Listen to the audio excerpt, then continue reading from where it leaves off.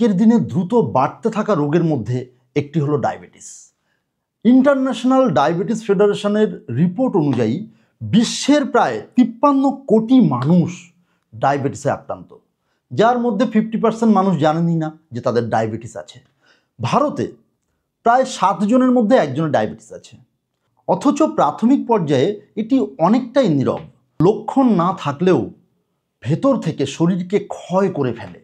ডায়াবেটিসের প্রাথমিক লক্ষণগুলো হলো ঘন ঘন পিপাসা পাওয়া এবং ঘন ঘন টয়লেট পাওয়া, ওজন হঠাৎ করে কমে যাওয়া, অতিরিক্ত খিদে এবং শরীরের দুর্বলতা, এবং কোথাও যদি কেটে যায় কাটা জায়গা শুকাতে সময় নেওয়া।